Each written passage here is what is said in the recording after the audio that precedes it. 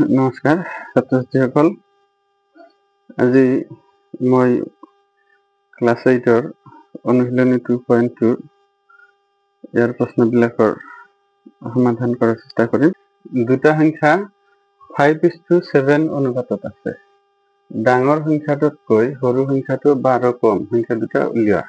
তেনেকুৱা সংখ্যাৰ অনুপাত দিয়া থাকিলে আমি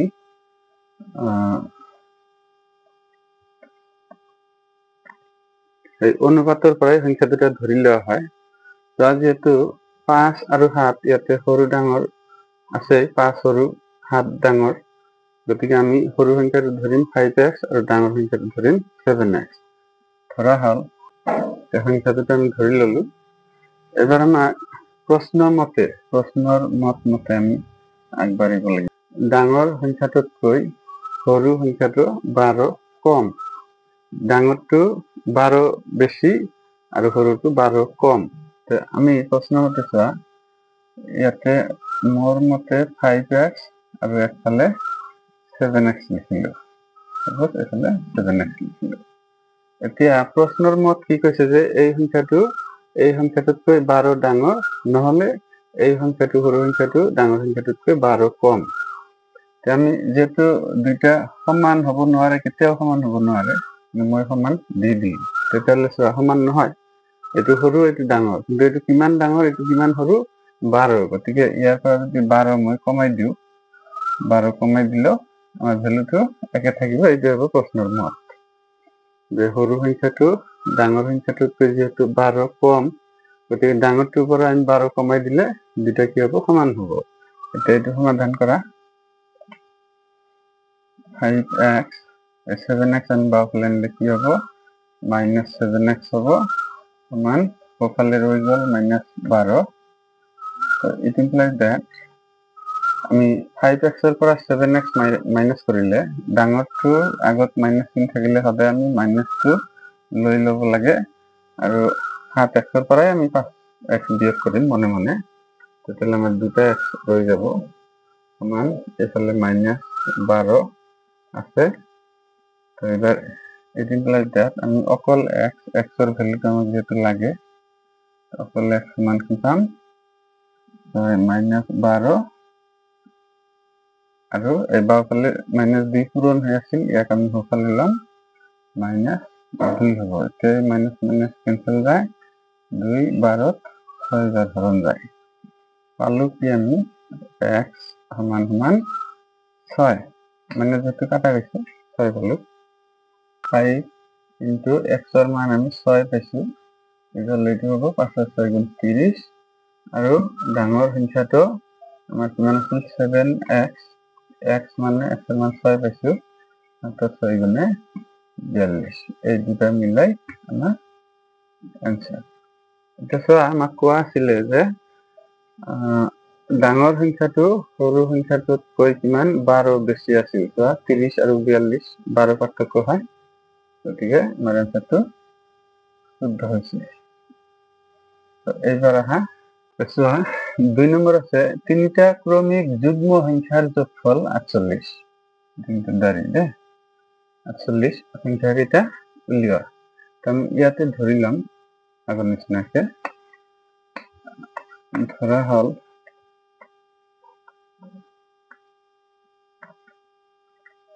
হ'ল যেহেতু তিনিটা আৰু ক্ৰমিক, আমি এনেকে ধৰিম। প্ৰথম ক্ৰমিক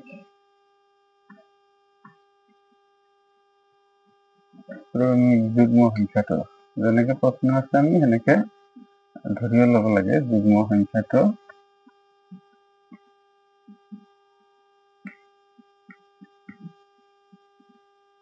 কি ধৰিম, আমি যিকোনো ধৰিব পাৰো, যুগ্ম ধৰিম। আমি ধৰিলো প্ৰথম ক্ৰমিক যুগ্ম সংখ্যাটো x। এতিয়া দ্বিতীয় ক্ৰমিক যুগ্ম সংখ্যাটো কি হ'ব, দ্বিতীয় ক্ৰমিক যুগ্ম সংখ্যাটো কি হ'ব, চোৱা, যেহেতু ক্ৰমিক আৰু যুগ্ম কৈছে, তো 1ৰ ক্ৰমিক হয় 2। এই 2টো কেনেকে পাওঁ, 1ৰ লগত 1 যোগ কৰিলে 2 হয়। এতিয়া যেহেতু আমাক কৈছে ক্ৰমিক যুগ্ম সংখ্যাবিলাকে যুগ্ম হ'ব লাগিব, তেতিয়াহ'লে চাপোজ ধৰি ললো 4 4ৰ এনেই ক্ৰমিক হ'ব 5, এনেকে পাম 4 যোগ 1 সমান 5 হ'ব। কিন্তু আমাৰ প্ৰশ্নত কোৱা আছে কি যুগ্ম হ'ব লাগিব। 4ৰ পৰৱৰ্তী যুগ্ম সংখ্যাটো কি? 5 তো যুগ্ম নহয়, অযুগ্ম। 4ৰ পৰৱৰ্তী যুগ্ম সংখ্যাটো হ'ব 6। তো এই 6টো আমি কেনেকৈ পাম? 4ৰ লগত যদি আমি 2 যোগ কৰোঁ তেতিয়াহে 6 পাম। এই 4ৰ পৰৱৰ্তী ক্ৰমিক যুগ্ম সংখ্যাটো হ'ব 6। কেনেকৈ পাম? 2 যোগ কৰি। যেহেতু আমাক ইয়াতে যুগ্ম কথাটো উল্লেখ কৰা আছে, গতিকে প্ৰথম ক্ৰমিক যুগ্ম সংখ্যাটো যদি আমি x ধৰোঁ, দ্বিতীয়টো মানে তাৰ পিছতটো যুগ্মৰ কাৰণে আমি 2 যোগ কৰিব লাগিব, x + 2 এইটো হ'ব। তেনেকে আৰু তৃতীয় যুগ্মটো কি হ'ব? 3 আৰু 29, তৃতীয় ক্ৰমিক যুগ্ম সংখ্যাটো কি হ'ব? ইয়াৰ লগত আৰু 2 যোগ কৰিব লাগিব, তাৰমানে x ৰ লগত আমি 4 যোগ কৰিব লাগিব, তেতিয়াহ'লে পৰৱৰ্তী যুগ্মটো পাম। এতিয়া চোৱা, x মানে যদি 4 হয়, যুগ্ম হ'ব লাগিব 4। তো 4ৰ পৰৱৰ্তী যুগ্মটো কি হ'ব? 4ৰ লগত 2 যোগ কৰিলে 6 পাম। এতিয়া 6ৰ পৰৱৰ্তী যুগ্মটো কি হ'ব? 8 হ'ব। কিন্তু এইটো 4 ধৰিছিলোঁ, 4ৰ লগত 4 যোগ কৰিলেহে 8 হ'ব, তাৰমানে 6ৰ পৰৱৰ্তী ক্ৰমিক যুগ্ম সংখ্যাটো কি হ'ব? 8 হ'ব। তাৰমানে ক্ৰমিক যুগ্ম ক'লে আমি 2 যোগ কৰি যাব লাগিব, আৰু যদি যুগ্ম শব্দটো কোৱা নাথাকে আমি 1 কৰি যোগ কৰিব লাগিব। প্ৰথমটো x হ'লে পৰৱৰ্তীটো x + 1 হ'ব, আৰু তাৰ পিছতো x + 2 হ'ব যদি খালি অকল ক্ৰমিক কোৱা থাকে। কিন্তু যুগ্ম কোৱা থাকিলে আমি 2 ডিফাৰেন্স কৰি যাব লাগিব। তেতিয়া চোৱা, প্ৰশ্নৰ মতে কি কৈছে? এই 3টা ক্ৰমিক যুগ্ম সংখ্যা যোগ কৰিলে বোলে 48 হ'ব লাগিব। আমাৰ যেহেতু এই 3টা ক্ৰমিক যুগ্ম সংখ্যা, গতিকে আমি কি লিখিম? x + 2 + x + 4। এই 3টা সংখ্যা লিখি চোৱা, 1, 2, 3টা যোগ কৰিলে যোগফল কিমান হ'ব লাগিব কোৱা আছে? 48। গতিকে এইটো কি হ'ব? 48 হ'ব। এবাৰ ইট ইমপ্লাইজ দ্যাট আমি সমাধান কৰিব লাগিব। তাৰ কাৰণে ব্ৰেকেট দিছোঁ প্ৰথমতে, x + x + 2 + x + 4, কেৱল বন্ধনীটো গুচাই দিছোঁ, 48। ইট ইমপ্লাইজ দ্যাট, চোৱা x কিমানটা আছে? 1, 2, 3টা, তেতিয়াহ'লে 3টা x ল'লো, আৰু 2 যোগ 4, তেতিয়াহ'লে যোগ হ'ব 6 সমান সোঁফালে 48 আছে। ইট ইমপ্লাইজ দ্যাট আমি অকল 3x যদি ৰাখোঁ সমান 48, 6 সোঁফালে নিলে কি হ'ব? -6 সমান কিমান পাম? 48ত 6 গ'লে 42।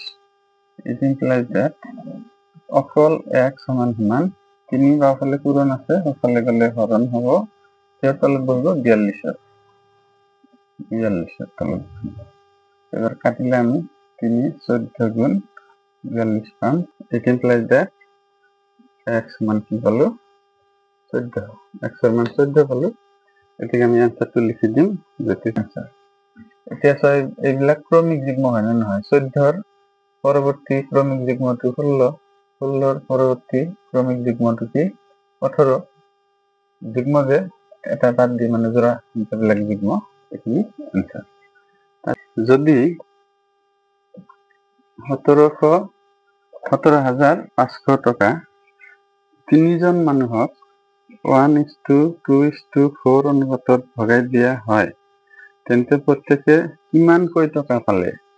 টকা আছে আমাৰ ইমানখিনি, 17,500 ভগাই দিব লাগিব 3জনৰ মাজত, আৰু সিহঁতৰ অনুপাত দি আছে 1:2:4, এই অনুপাতত ভগাই দিব লাগিব। তেতিয়াহ'লে তাৰ পিছত দ্বিতীয় মানুহজনে পালে কিমান পালে? অনুপাতটো কি আছিল? প্ৰথমটো 1x ধৰিছিলোঁ, দ্বিতীয়টো 2x হ'ব। 2x তো নিলিখিলে নহ'ব, 2x টকা, আৰু 3জন মানুহ যিহেতু, আৰু তৃতীয় মানুহজনে পালে কিমান পাব? অনুপাত কি আছিল? 4, গতিকে আমি ধৰিলাম 4x টকা। ইমান সহজ প্ৰশ্নবিলাক, মানে যদি তোমালোকৰ মূৰত ধৰে তেতিয়াহ'লে কৰিবই মন যাব, মানে খালি অংকই কৰিব মন যাব, এনেকুৱা হ'ব। প্ৰশ্নমতে চোৱা, এই 3জনৰ টকা একেলগ কৰিলে আকৌ কিমান হ'ব লাগিব? আমি কিমান টকা ভগাম 17,500। গতিকে কি হ'ব, আমি এই তিনিটা যোগ কৰি দিলে তাৰ মানে এনেকুৱা হ'ব x plus 2x plus 4x সমান হ'বগৈ মুঠ টকা। মুঠ টকাটো কিমান 17,500। 17,500 এইটো। এবার ইট ইমপ্লাইজ দ্যাট সমাধান কৰি x এৰ মান ওলাম। এটা x আৰু দুটা x যোগ তিনিটা x হল আৰু যোগ চাৰিটা x কিমান হ'ব 7টা x সমান 17,500 খালি 1700 হৈ যায় 17,500। ইট ইমপ্লাইজ দ্যাট সকল x মান এই 7 টো বাওফালে কি হৈছে পূৰণ, এইফালে আনিলে হৰণ হ'ব 7 ওপৰত 17,500। তো এতিয়া কাটাকাটি যায় নেকি, যদি কাটাকাটি যায় কাটাকাটি কৰিম, তোমালোকে এইফালে হৰণ কৰিবা 7 দি 17,500 হৰণ কৰিলে 7 17 2 বাৰ হৰণ যায় 2 7 গুণ 14 7 0 0 বাৰে হৰণ যাব 0 হ'ব তলত একো নাথাকিল। এনেকেহে হয়। কিন্তু আমি কি কৰিম শৰ্টকাট প্ৰসেস যে যেতিয়া এই তোমাৰ 5লৈকে আমাৰ গোটা সংখ্যা এইবিলাক যেতিয়া হৈ যোৱাৰ পিছত আমি আৰু নকৰো, এইখিনি মনে মনে কৰিম কিন্তু কি মনে মনে কৰিম। একো নাথাকিল, এতিয়া এই দুটা জিৰ' থাকিল যে এই দুটা জিৰ' আমি লৈ পেলাই ওপৰত বহাই দিলো হৈ গ'ল। তেতিয়াহ'লে x ৰ মান কিমান পালো, x মান সমান এইটো পালো 2,500। এটা পালো x এর মান। এটাকে নির্ণয় প্রথম মানুহজনে পাব 2,500 টাকা, দ্বিতীয় মানুহজনে পাব 2x আছিল 2 × 2,500 মান 5,000 টাকা, আৰু তৃতীয় মানুহজনে পাব 4x আছিল 4 × 2,500 মান 10,000 টাকা। এতিয়া 4 নম্বৰ চোৱা, এখন আয়তাকাৰ খেলপথাৰৰ পৰিসীমা 280 মিটাৰ আৰু ইয়াৰ দিশ প্ৰস্থৰ দুগুণতকৈ 2 মিটাৰ বেছি। খেলপথাৰখনৰ দিশ আৰু প্ৰস্থ উলিওৱা। দিশ আমাক কোৱা আছিল যে গুণতকৈ 2 মিটাৰ বেছি, প্ৰস্থৰ 2 গুণতকৈ 2 মিটাৰ বেছি, তেতিয়াহ'লে ইমান মিটাৰ হ'ব। এতেকে পথাৰখনৰ পৰিসীমা কি হ'ব আমাৰ হিচাপত, যেহেতু পৰিসীমাৰ ফৰ্মুলা হ'ল 2 × দিক প্লাছ প্ৰস্থ, তাহলে 2 × দিক আছে 2x প্লাছ 2 আৰু প্লাছ প্ৰস্থ আছে x, এইখিনি হ'ব আমাৰ হিচাপত। কিন্তু প্ৰশ্নমতে কোৱা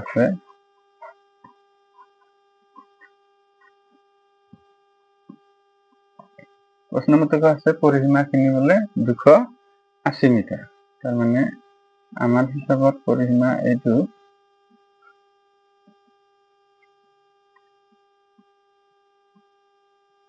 আৰু প্ৰশ্নৰ মতে হ'ল 280, তেতিয়াহ'লে এই দুটা সমান।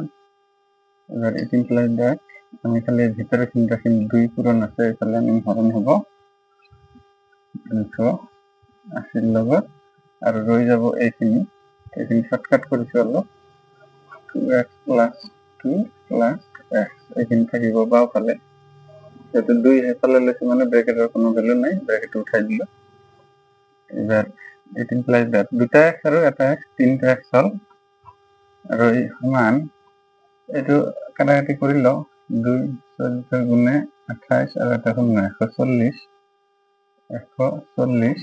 আৰু বাওঁফালে প্লাছ 2 লিখা নাই, এইটো সোঁফালে নিলে -2 হ'ব, সমান হ'ব 138। ইট ইমপ্লাইজ দ্যাট অকল x সমান 3 পূৰণ আছে, এইফালে গৈ হৰণ হ'ব 138 ৰ লগত। 3 কাটাকাটি যাব 3 4 গুণে 12 আৰু 1 থাকিব 18 3 6 গুণে 18। It implies that x equal to পালো কিমান 46। এটাকে নির্ণয় পথাৰখনৰ প্ৰস্থ আমি কি ধৰিছিলো x মিটাৰ ধৰিছিলো, x মানে পাইছো 46 মিটাৰ আৰু পথাৰখনৰ দিশ আছিল দুগুণতকৈ 2 মিটাৰ বেছি আছিল। তেনে 2 × 46 + 2 ইমান মিটাৰ সমান এইটো হ'ব 92 + 2 সমান 94 মিটাৰ। এই দুটা মিলাই হ'ব আমাৰ এনসাৰ। এবাৰ আমি 5 নম্বৰ কৰিম। 5 নম্বৰ আছে দুটা অংক বিশিষ্ট সংখ্যা এটাৰ এককৰ স্থানৰ অংকটো 5। সংখ্যাটো অংক দুটাৰ যোগফলৰ 5 গুণ হলে সংখ্যাটো নিৰ্ণয় কৰা। আমি এইটো কৰিম। আমি অংক দুটা ধৰি লম। ধৰা হল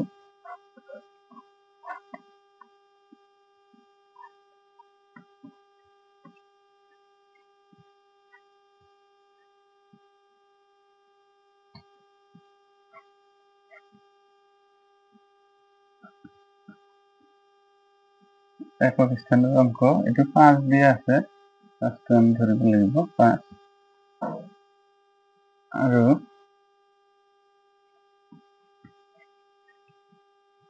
দশক স্থানৰ অংক ধৰিম। আমি দশক স্থানৰ অংকটো ধৰিলো x। এতেকে সূত্ৰ এইটো এতেকে সংখ্যাটো হ'ব সূত্ৰটো মুখস্থ কৰিব লাগিব। সংখ্যাটো হ'ব সংখ্যাৰ ফৰ্মুলা হল 10 × দশক যোগ একক। এইটো হল ফৰ্মুলা। মনত ৰাখিব লাগিব। তেতিয়াহ'লে সমান কি হ'ব 10 × দশক 10 × দশকৰ জাগাত আমি কি ধৰিছো x 10 × x + 5 এইটো হ'ব সংখ্যাটো। এইটো ফৰ্মুলা মনত ৰাখিবা। কিন্তু এতিয়া প্ৰশ্ন মতে কৈছে প্ৰশ্নত কি মত কৰিছে চোৱা। একক স্থানৰ অংকটো 5 তাৰপিছত ইয়াৰ পৰা কৰিব লাগিব। সংখ্যাটো ইয়াত মনে এটা কমা আছে। সংখ্যাটো কি লিখা 10x + 5। এই সংখ্যাটো কি কৈছে অংক দুটাৰ যোগফল কৰা। এইটো অংক দুটা কি আছিল 5 যোগ x। অংক দুটাৰ যোগফল হল অংক দুটাৰ যোগফলৰ এই দুটা আছিল অংক 5 আৰু x। 5 যোগ 1 অংক দুটাৰ যোগ হল। তো যোগফলৰ কি কৈছে 5 গুণ বোলে। 5 গুণ হলে ইয়াতে 5 গুণ কৰি দিব লাগিব। 5 গুণ হলে মানে 5 গুণৰ সমান হলে 5 গুণৰ কি সমান হয় বোলে। এইটো তোমাৰ প্ৰশ্নমতে দিয়া আছে। এতিয়া সংখ্যাটো নিৰ্ণয় কৰা। এবাৰ এইটো সমাধান কৰি x ৰ মান আগত উলিয়াই লোৱা। অংক দুটা জানিব লাগিব 10x + 5 এইটো 5 ৰ 5 গুণে 25 যোগ 5 x পূৰণ কৰিলে 5x হ'ব। তাৰপিছত কি কৰিম x যুক্ত ৰাশিবিলাক একফাল কৰা 10x - 5x সমান 25। এই +5 বাওঁফালে লিখা নাই, দুয়োফালে মিলি -5 হ'ব। এটি প্লাস 10x - 5x মানে 5x থাকিব সমান তাতে 25 5 গেলে 20 থাকিব। So it implies that অকল x সমান 5 পূৰণ আছে এইফালে গলে হৰণ হ'ব 20 তলত বহিব কাটিলে আমি 4 পাম। x equal to কি পালো 4 পালো। এতেকে নিম্ন সংখ্যাটো হ'ব আমাৰ এটা আছিল ফৰ্মুলা সমান 10 × x ৰ মান কি পাইছো 4 পালো। 4 যোগ 5 মান 4 × 40 আৰু 5 যোগ কৰিলে 45 এটা आंसर। 6 নম্বৰ দিয়া আছে এটা বিষম বাহু ত্ৰিভুজৰ প্ৰথম বাহু তৃতীয় বাহুতকৈ 2 সেন্টিমিটাৰ বেছি আৰু দ্বিতীয় বাহু তৃতীয় বাহুৰ 2 গুণতকৈ 5 সেন্টিমিটাৰ কম। ত্ৰিভুজটোৰ পৰিসীমা যদি 29 সেন্টিমিটাৰ হয় তেন্তে তিনিওডাল বাহুৰ যোগ দিয়া। তো ইয়াৰ সলিউশন কৰিম। আমি ধৰি লম উলিয়াব দিছে কি তিনিওটা বাহুর যোগ। আমি তিনটা বাহুর যোগ ধরিলাম। আমি প্রথমতে আমি ধরিম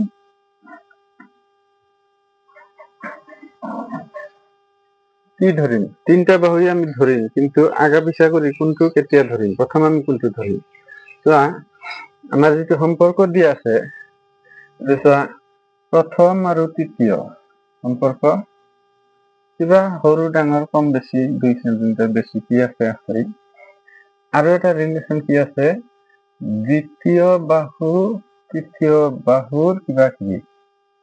এতিয়া আজ দুটা লক্ষ্য কৰিবা, একদম সিম্পল, মানে দেখাত যদি অলপ ডাঙৰ দেখা গৈছে ন, কিন্তু ভয় পাব লগা একো নাই, মানে যিমান ডাঙৰ সিমান সহজ। ঠিক আছে, আমি কোনটো বাহু আগত ধৰিম, এটা একদম সিম্পল ট্ৰিক এটা চোৱা, যে ইয়াতো প্ৰথম বাহু তৃতীয় বাহুৰ লগত কানেকশ্যন আছে, মানে ৰিলেট কৰা আছে, আৰু দ্বিতীয় বাহুটো তৃতীয় বাহুৰ লগত ৰিলেট কৰা আছে। কিবা গুণ কম বেছি এইটো পিছৰ কথা, পিছত আহি আছো। আমি প্ৰথম কোনটো বাহু লিখিম, প্ৰথম লিখিম চাবা, যেটো কমন থাকে, কমন কি আছে, এই তৃতীয়টো কমন আছে। তাৰমানে দুটা স্টেপ বুলি ধৰা, প্ৰথম স্টেপতো তৃতীয় আছে, দ্বিতীয় স্টেপতো তৃতীয় আছে। আমি কি এই তৃতীয় বাহুটো যেটো কমন সেইটো বাহু আগত ধৰি ল'ব লাগে। এইটো একদম সিম্পল ট্ৰিক কিন্তু হা। তো এইটো যদি ট্ৰিকটো ভালকে মনত ৰাখা, যে যদি দুটা পাৰ্ট থাকে আৰু এটা বাহু কমন থাকে, এনেকুৱা বেলেগ বেলেগ অংক থাকিব পাৰে ন, তেতিয়া কি কৰিম, যিটো বাহু আমাৰ কমন থাকিব, ইয়াতো আছে ইয়াতো আছে তৃতীয়, গতিকে আমি তৃতীয়টো প্ৰথম ধৰিলাম। ধৰা হল তৃতীয় বাহু ডালৰ জোখ ধৰিলাম সমান সমান, নাজানো যিহেতু আমি আকৌ কিমান আমি কি ধৰিম, x সেন্টিমিটাৰ এইটো আমি ধৰি ললো। ঠিক আছে, এতিয়া আমি দ্বিতীয় বাহু আৰু তৃতীয় বাহু যে, মানে প্ৰথম আৰু দ্বিতীয় বাহু যে লিখিম, ৰিভাৰ্সকে আহো, আৰু নহলে ইয়াতে প্ৰথম কোনটো ৰিলেশ্যন আছে আমাৰ, প্ৰথম আৰু তৃতীয় বাহু, তেতিয়াহ'লে তৃতীয় হল, এবাৰ প্ৰথম লেখা, যেনেকে তুমি সহজ পোৱা তেনেকে লিখিবা। প্ৰথম বাহুডালৰ জোখ হব, কি হব, প্ৰথম বাহুডালৰ জোখ চোৱা কি দি আছে সম্পৰ্ক, যে প্ৰথম বাহু তৃতীয় বাহুতকৈ 2 সেন্টিমিটাৰ বেছি বুলি কোৱা আছে। এই প্ৰথম বাহুডালৰ জোখ, প্ৰথম বাহুটো কি আছে, তৃতীয় যিটো বাহু তাতকৈ 2 সেন্টিমিটাৰ বেছি, তেতিয়াহ'লে প্ৰথমটো 2 বেছি বাঢ়াই দিব লাগিব, বেছি মানে বঢ়াই দিয়া জোখ ইমান সেন্টিমিটাৰ। কিমান হয় মানে কোৱা আছে যে প্ৰথম বাহু তৃতীয় বাহুতকৈ 2 সেন্টিমিটাৰ বেছি। এই প্ৰথম বাহু যেহেতু পিছত লিখিছো, প্ৰথম বাহুটো কি তৃতীয় বাহুতকৈ 2 সেন্টিমিটাৰ বেছি, 2 যোগ কৰি দিলো। তাৰপিছত দুটা বাহু আমাৰ গল, তৃতীয় বাহু প্ৰথম বাহু, এবাৰ আমাৰ কি লাগিব, দ্বিতীয় বাহু। দ্বিতীয় বাহুডালৰ জোখ আমি কি ধৰিম, এবাৰ আমাৰ ইচ্ছা মতে নহয়, প্ৰথমে ইচ্ছা মতে যাম। কি আছে সম্পৰ্ক, দ্বিতীয় বাহু তৃতীয় বাহুৰ দুগুণতকৈ 5 বেছি। কাৰ লগত কোনটো আনিছে, দ্বিতীয় আৰু তৃতীয়। এবাৰ লিখি আছো কি দ্বিতীয়, তো দ্বিতীয় বাহুটো তৃতীয় বাহু যিমান আছিল, তৃতীয় বাহুটো কি আছিল, x আছিল, সেই বাহুৰ 2 গুণতকৈ, 2 গুণ কৰা 2x হব, 2 গুণতকৈ কি 5 সেন্টিমিটাৰ কম, তেতিয়াহ'লে কমাই দিব লাগিব 5 ইমান সেন্টিমিটাৰ। আৰু এবাৰ কৈছো চোৱা, প্ৰথমতে আমি কি চাইছিলো, দুটা অংশ আছিল, তাৰে পৰা এই তৃতীয় বাহুটো কমন আছিল, তৃতীয় বাহু, সেইকাৰণে ফাৰ্ষ্ট আমি তৃতীয় বাহুটো ধৰি ল'ব লাগিব, একদম সিম্পল কথা। কমনটো আমি প্ৰথম ধৰিম, কি ধৰিছো নাজানো 1 সেন্টিমিটাৰ।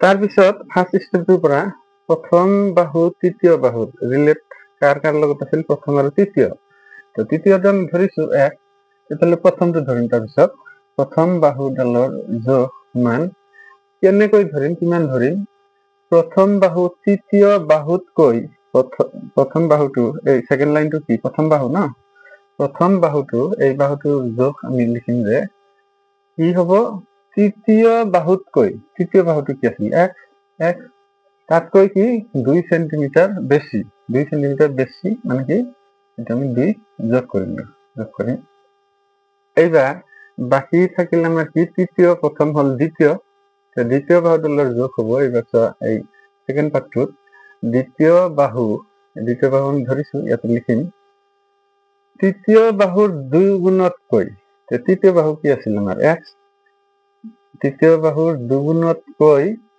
কি 5 সেন্টিমিটার কম মানে মাইনাস করে দিব লাগিব তিনটা বাহু পাই গলো এবার প্রশ্নর মতে প্রশ্ন কি মত করেছি প্রশ্নের মতে ত্রিভুজের পরিসীমা যদি 29 সেন্টিমিটার হয় ত্রিভুজের পরিসীমা মানে কি ত্রিভুজের পরিসীমা মানে যে যেকোনো ত্রিভুজের বিষম বাহু কৈছিল যেহেতু বিষম বাহু হলে এনেকে তিনটা বাহু বেলেগ বেলেগ তো তারে পরিসীমা মানে কি এই তিনটা বাহু যোগ কৰিব লাগে যোগ কৰলে হল ত্ৰিভুজটোৰ পরিসীমা তো পরিসীমা তেতিয়াহ'লে আমি কি কম যে তিনটা বাহু এনেকে পাইছো আমি প্রশ্ন মতে x plus 2 plus 2x minus 5 তিনটা বাহু যোগ করিলো প্রথম বাহু না সরি তৃতীয় বাহু এটা হল প্রথম বাহু আর এটা হল দ্বিতীয় বাহু আলটিমেটলি তিনটাই যোগ করিছো করিলে কি হবে এটা ত্রিভুজের পরিসীমা ওলাব আর পরিসীমাটো কিমান দিয়া আছে 29 দিয়া সিম্পল তার পিছত আমি কি করিম এবার ব্র্যাকেটটো উঠাই দিয়া x plus 2 plus 12x minus 5 equal to 29 it implies that এবার x কত আছে এটা x আর এটা x দুটা x হল আর দুটা x চারিটা x হল 4x আর গোটা সংখ্যা দুটা কি হবো +2 আর -5 -3 থাকিব equal to হফালে কিমান আছিল 29 it implies that 4x equal to 29 বাওফালে -3 টো লিখা নাই তাই হফালে লিখিম কি হবো +3 it implies that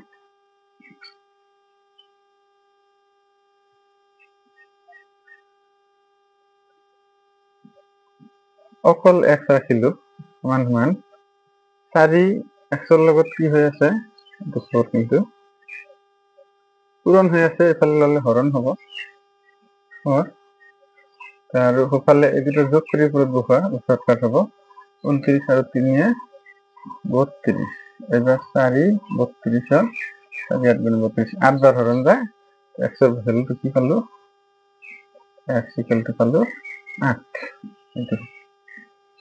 এবার আমি যেহেতু তিনিওডাল বাহুর যোগ উলিয়াব দিছিল গতিকে এবার আমি লিখিম যেনেকে ধরি লৈছিল তেনেকে রাখিম কি আছিল 1 সেন্টিমিটার x এর মান কিমান পাইছো 8 গতিকে এটি পাম 8 সেন্টিমিটার আচ্ছা তিনটার ওলাব দিছে তো ওলাব ফলত দেখো নাই একে তিনটারই आंसर ওলাব প্রথমটো কি আছিল x + 2 x এর মান 8 + 2 কিমান হবে 8 এর দিয়ে 10 সেন্টিমিটার আর দ্বিতীয় বাহুডালৰ যোগ আছিল 2x - 5 2 * x এর মান পাইছো 8 - 5 এটা সমান কি হবে 2 8 গুণে 16 16 5 বিয়োগ করলে মান থাকিব 11 সেন্টিমিটার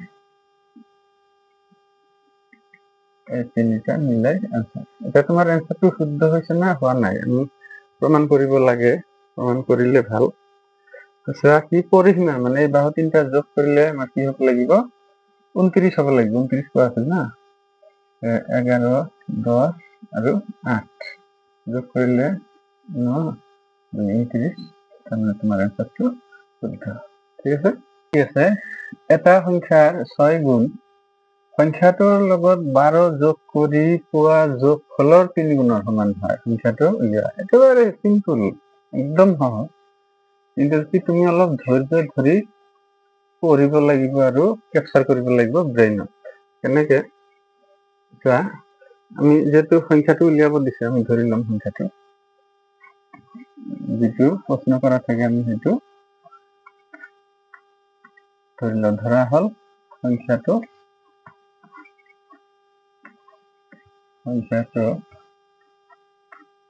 সমান সমান x ধৰি ল'ম। কিছুমানে অলপ মানে বেয়া পায় যে এইবিলাক কি অংক ইমান মানে কণ্ডিশ্যনটো বোলে মূৰতেই নাথাকে। কিন্তু নহয়, তুমি ধীৰে ধীৰে পঢ়িব লাগিব। পঢ়িলে চাবা ইয়াতকৈ সহজ আৰু কোনো প্ৰশ্নই হ'ব নোৱাৰে।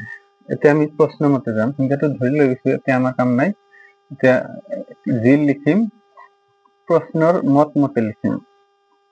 প্ৰশ্ন মতে প্ৰশ্নত কি কৈছে, এটা সংখ্যাৰ 6 গুণ, কমা আছে ন, কমা আছে যদি এটা আমি দম এৰি দিম, মানে দমটো সৰু কৰিব লাগে। এটা সংখ্যাৰ 6 গুণ, সংখ্যাটো আমি কি ধৰিছো x, 6 গুণ বুলি ক'লে 6x, এইখিনি হ'ব। এইখিনিলৈকে লিখা হ'ল যে এটা সংখ্যাৰ 6 গুণ, সংখ্যাটো x ধৰিছিলো, 6 গুণ মানে 6x।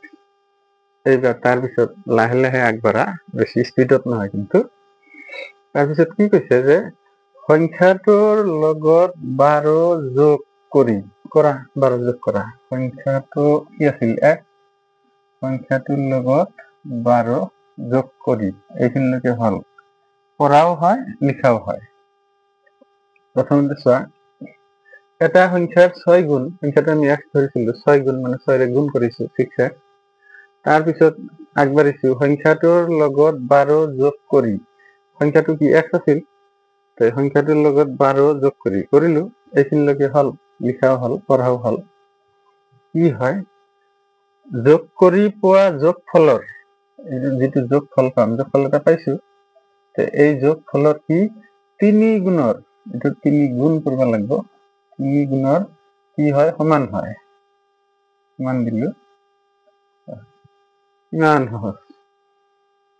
আৰু একবাৰ কৈছো, আমি সংখ্যাটো ধৰি লৈছিলো x, এতিয়া প্ৰশ্ন মতে কৈছে যে এটা সংখ্যাৰ 6 গুণ, এই সংখ্যাটোৰ 6 গুণ, চাবা মোৰ আঙুলিবিলাক লক্ষ্য কৰিবা, 6 গুণ কমা সংখ্যাটোৰ লগত 12 যোগ কৰি কৰা, সংখ্যাটো কি আছিল x, সংখ্যাটোৰ লগতে কৰিছো কি 12 যোগ কৰিছো, কৰি পোৱা যোগফলৰ মানে যিখিনি যোগফল পাম, এই যোগফলৰ 3 গুণ, 3 গুণৰ সমান হয় বোলে। সমান দিলো, কাৰ সমান, এই যে প্ৰথম যে দিয়া আছিলে সংখ্যাটো 6 গুণ, এইটো একদম এইবাৰ এইটো সমাধান কৰা, সংখ্যাটো ওলাই আহিব 6x সমান, এইটো পূৰণ কৰা 3x প্লাছ 3 12 গুণ 36, এইটো 6x, x বিলাকে একফালীয়া কৰা, মাইনাছ 3x বাওঁফালে আহিল, মাইনাছ হ'ল, ইকুৱেল 36 হৈ গ'ল সোঁফালে। It implies that 6x ৰ পৰা 3x মাইনাছ কৰিলে কি পাম, 3x মান 36। It implies that x equal 3 টো পূৰণ হৈ আছে, সোঁফালে ল'ম, হ'ব 36, 3 12 গুণে 36, তাৰ মানে কি পালো, x equal to 12। যে নিৰ্ণয় সংখ্যাটো নিৰ্ণয় কৰিব লগা সংখ্যাটো, তাৰমানে সংখ্যাটো 12। এইটোও আমি কি কৰিব পাৰো, প্ৰমাণ কৰিব পাৰো। প্ৰশ্নটো মানে আমাৰ এনসাৰটো শুদ্ধ হৈছে নে নাই প্ৰশ্নৰ লগত মিলাই। সংখ্যাটোৰ 6 গুণ, ইয়াৰ 6 গুণ কিমান হ'ব, 6 12 গুণ 72। তাৰপিছত কি কৈছে, সংখ্যাটোৰ লগত 12 যোগ কৰিলে, সংখ্যাটো কি 12 লগত যদি আমি 12 যোগ কৰো, কি হ'ব, যোগ কৰি পোৱা যোগফলৰ 3 গুণ, এইটো যদি 3 গুণ কৰো, তেতিয়াহ'লে ইয়াৰ সমান হয় না নাই চোৱা, তুমি গুণ কৰি চোৱা। 3 ইনটু 12 আৰু 12 কিমান হয়? 24। 3 24 গুণ 72। 72 লগত সমান। তাৰমানে তোমাৰ অংকটো শুদ্ধ। 8 নম্বৰ কি আছে?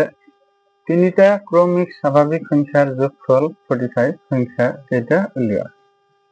আমি ধৰি লম তিনিটা সংখ্যাই। ধৰা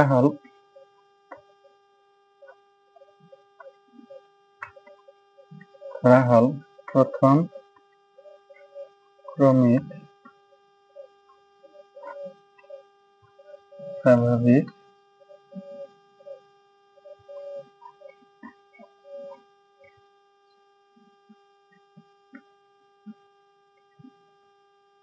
মান আমি x ধৰিল।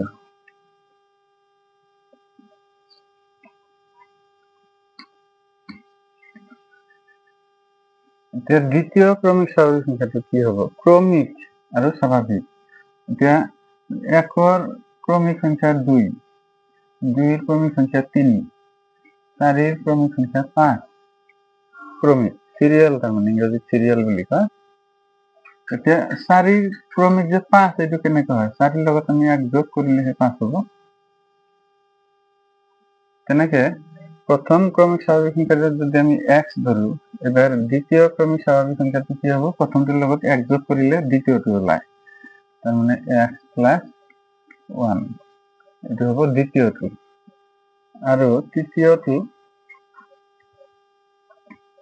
ক্ৰমিক স্বাভাবিক সংখ্যাটো কি হ'ব? এইটো যি পাম তাৰ লগত আৰু 1 যোগ হ'ব। তার মানে x এর লগত 1 যোগ 1 মানে একবারে 2 লিখিলে হ'ব। এইটো হ'ব তৃতীয়। এবার প্রশ্নের মত যেটো, প্রশ্নের মত হল যে সেই ক্রমিক স্বাভাবিক সংখ্যা তিনটা যোগ করলে 45 হবো। তার মানে x plus 1 plus x plus 2 equal to 45। এবার সমাধান করা, ব্র্যাকেট গুছাই দিয়া, x plus 1 plus x plus 2 equal to 45। It implies that x কেটে আছে, এটা, দুটা, তিনিটা, 3 x plus 1 আৰু plus 2 plus 3 equal to সকলে আছে 45। It implies that অকল 3x সমান 45, 3 টো সকলে নিয়ে যাব -3। It implies that অকল x equal to 3 বাওফালে পূরণ আছে, এফালে হইলে হরণ হবো, আর এটি বিয়োগ করে বিয়োগ ফলটি হবো। এক লাইন শর্ট করিল 45 3 গেলে 42 থাকে। এই 3 42 14 বার হরণ যায়। তার মানে x সমান কি পালো? 14। x পালো 14। হয়ে গেল। নির্ণয় প্রথম ক্রমিক স্বাভাবিক সংখ্যা। x এর নাম কি পালো? 14। দ্বিতীয় ক্রমিক স্বাভাবিক সংখ্যাটো 14 লগত 1 যোগ, 14 যোগ 1 সমান 15। তারপর তৃতীয় ক্রমিক স্বাভাবিক সংখ্যাটো কি হবো? 14 লগত 2 যোগ আছিল, মানে 16। 14, 15, 16 তিনটা ক্রমিক স্বাভাবিক সংখ্যা। এইটো আনসার। এতিয়া তোমাৰ এনসাৰটো শুদ্ধ হৈছে না হোৱা নাই চোৱাচোন। তিনটা সংখ্যা যোগ কৰিলে 45 হ'ব লাগিব। যদি হয় তো তোমার উত্তরটো শুদ্ধ, আর যদি না হয় তাহলে উত্তরটো ভুল। 4 5 9 6 15 5 হাতে 1 থাকিল, 3 আছে 45, তাহলে তোমার এনসারটো রাইট। 9 নম্বৰ আছে ঊৰ্ধ্বক্ৰমত থকা তিনিটা ক্ৰমিক অখণ্ড সংখ্যা। ঊৰ্ধ্বক্ৰম কিন্তু হ'ব লাগিব ঊৰ্ধ্বক্ৰম। ধৰা হল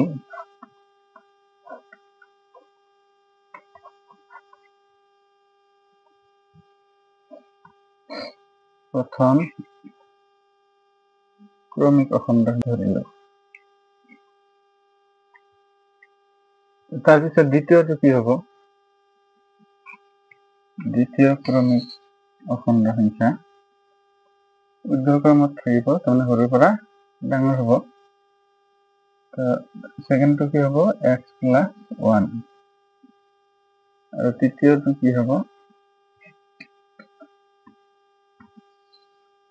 তাৰ লগত আৰু 1 যোগ তাৰমানে x প্লাস 1 প্লাস 1 মানে x প্লাস 2 এই তিনিটা আমি ধৰি ললো। এতিয়া চোৱা প্ৰশ্ন কি ধুনীয়াকে কৈছে ঊৰ্ধ্বক্ৰমত থকা তিনিটা ক্ৰমিক অখণ্ড সংখ্যা এই সংখ্যাকেইটা কি কৈছে ক্ৰমে কাৰণ প্ৰথমটোক 2 ৰে পূৰণ দ্বিতীয়টোক 3 ৰে পূৰণ আৰু তৃতীয়টোক 4 ৰে পূৰণ কৰিব লাগিব।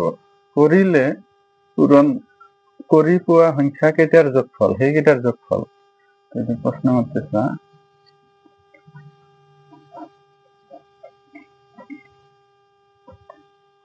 প্রশ্ন মতে প্রথমটোক কিমান দি পূরণ করিম 2 দি প্রথমটো আছিল কি আমার x 2 রে পূরণ করলে 2x প্লাস দ্বিতীয়টো কিমান রে পূরণ কৰিব যে 3 রে তাহলে 3 into x plus 1 এটা আছিল দ্বিতীয় প্লাস এটা যোগফল আমি তৃতীয়টো 4 রে পূরণ তৃতীয়টো আছিল কি এটো কিমান রে পূরণ 4 রে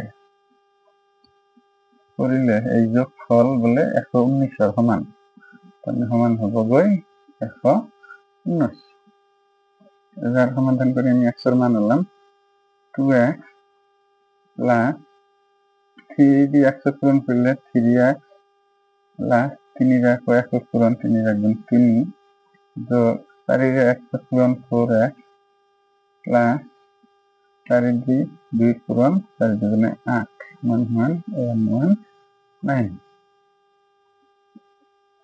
It implies that x কিমানটা আছে চোৱা 2টা 3টা আৰু 4টা 5টা 5 4 9 9x হ'ব যোগ কৰিলে 9x প্লাস গোটা সংখ্যা দুটা যোগ করলে কি হ'ব 3 আর 8 11 সমান সোফালে 119 আছিল।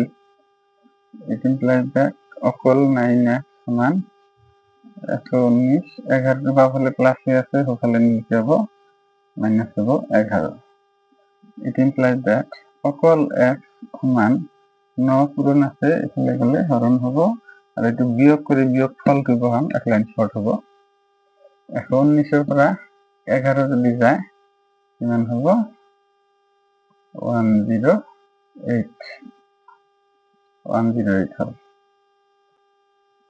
x সমান সমান 9 রে কাটাকাটি কৰিব পাৰো 9 10 একবার হরণ যাব এখন গুণ 9 1 বাছিল 18 9 2 গুণে 18 মান পালো 12 x এর মান পালো 12 দ্বিতীয়টো আছিল x plus 1 তার মানে 12 plus 1 equal to 13 আর তৃতীয়টো কি আছিল x plus 2 মানে 12 plus 2 equal to কিমান হ'ব 12 দিয়ে 14 এই তিনটা মিলাই आंसर 12 13 14 आंसर এতিয়া তোমাৰ উত্তৰটো শুদ্ধ হৈছে না হোৱা নাই তুমি চেক কৰি চাব পাৰা আমাক কোৱা আছিল যে প্ৰথমটোৰ 2 গুণ 2 12 গুণে 24 দ্বিতীয়টোৰ 3 গুণ 3 4 গুণ 39 আৰু তৃতীয়টোৰ 4 গুণ 4 14 গুণ 56 একেটা যোগ কৰলে 119 হ'ব লাগিব যদি হয় তোমাৰ आंसरটো শুদ্ধ তো 4 আৰু 9 13 হয় 19 9 হাতে 1 2 5 5 10 1 11 তাই 119 আছে তোমার आंसरটো পাই 10 নম্বৰ আছে 20 বছৰৰ পাছত স্মিতাৰ বয়স বৰ্তমান বয়সৰ 5 গুণতকৈ 4 বছৰ কম হ'ব স্মিতাৰ বৰ্তমান বয়স কিমান গতিকে আমি ধৰি লম যে স্মিতাৰ বৰ্তমান বয়স x বছৰ ধৰা হল স্মিতাৰ বৰ্তমান বয়স x বছৰ এতিয়া আমি প্ৰশ্নৰ মতে আহিব লাগিব আৰু বাকি যেটো ধৰিব লগা একো নাই প্ৰশ্ন মতে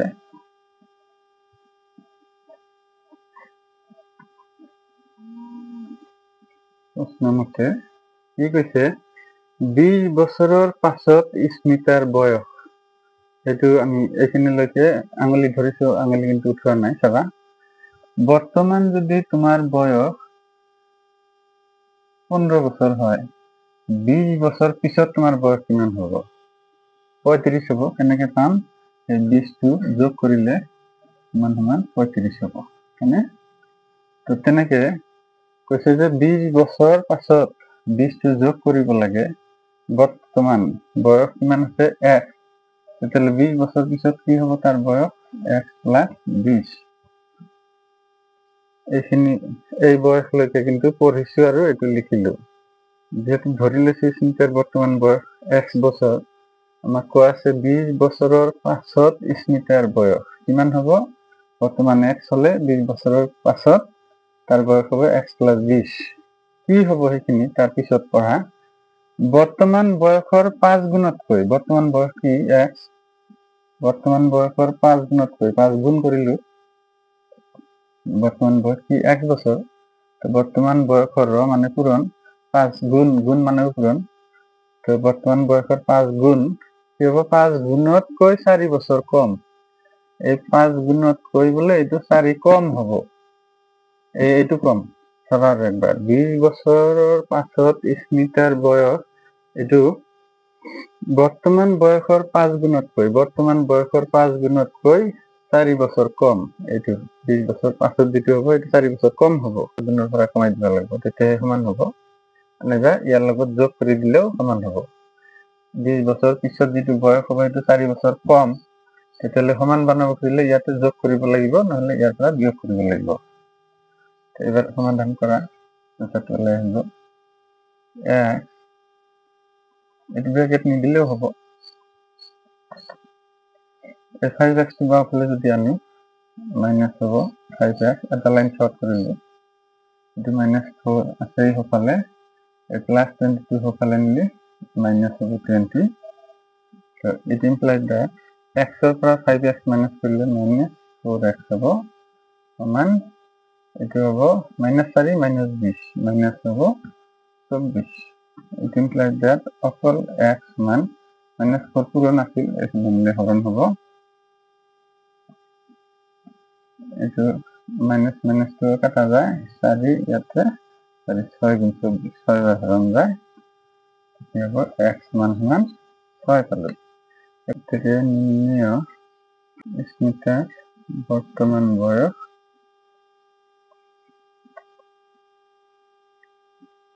সমান সমান 6 বছর। x বছর বলে আমি ধরেছিল, x বছর বলে ধরেছিল, x এর মান হলো 6। এতিয়া তোমার উত্তরটি শুদ্ধ হয়েছে না নাই কেনেকে পরীক্ষা করি না। যে বর্তমান বয়স হল 6, কইছে যে 20 বছর পিছত তার ইয়ার বয়স কিমান হবো? 26। 20 বছর পিছত স্মিতার বয়স কিমান হবো? 26 বছর। এতিয়া কইছে যে সেই যেটো বয়স হবো সেই বয়সটো বলে বর্তমান বয়সের 5 গুণতকৈ, বর্তমান বয়সের 5 গুণ কিমান হবো? 6 এর 5 গুণ 30। বর্তমান বয়স হয় 5 গুণ, তাহলে বর্তমান বয়স 6 তার 5 গুণ। বর্তমান বয়সের 5 গুণতকৈ এই 20 বছর পাছৰ যেটো বয়স হবে এটো বলে 4 কম। 4 কম হয় না? তখন কম হয়। গতিকে আমার অ্যান্সারটো রাইট।